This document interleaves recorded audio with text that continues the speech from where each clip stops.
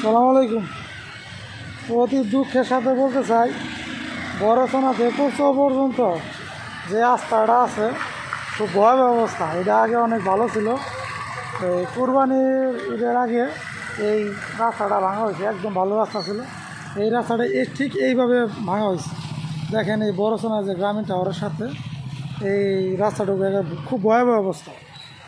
এইগুলা দেখার মতো কোনো লোক নাই। এই ভালো রাস্তাটারে কাইডিয়া কী অবস্থা করছে, প্রায় 2 মাসের উপরে হয়ে গেছে এই অবস্থা চলতেছে। 5 কিলোমিটার রাস্তা কোচো পর্যন্ত। এইভাবে কি মানুষ চলাচল করতে পারে? এই কাদার মধ্যে গাড়ি উল্টা জায়গা, মানে বিশ্রী একটা অবস্থা। মানে ভালো রাস্তাটারে কাইডিয়া খুব ভয়াবহ খারাপ অবস্থা করে ফেলাইছে। এটা দেখার মতো কোনো মানুষ নাই। আর এইভাবে কি কাটা এখন ঠিক হয়েছে?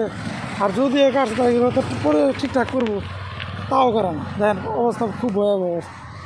এইভাবে কি মানুষ চলতে পারে? তো এগুলার দায়িত্ব যে আছে, আমি তাদের দৃষ্টি আকর্ষণ করতেছি, এগুলা দ্রুত মানে ঠিকঠাক করার একটা ব্যবস্থা করেন। তা না হলে সাধারণ মানুষ যখনকে জায়গা যাইব তখন কিন্তু ভয়াবহ অবস্থা হবে।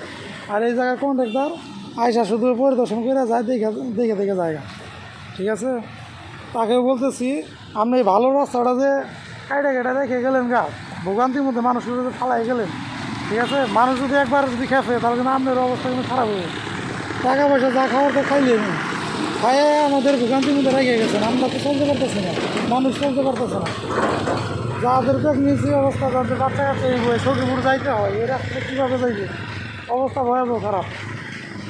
তো এগুলা কাজ করে দ্রুত কাজ করার একটা ব্যবস্থা করেন, তা নইলে আপনাদের কিন্তু সমস্যার সম্ভাবনা আছে।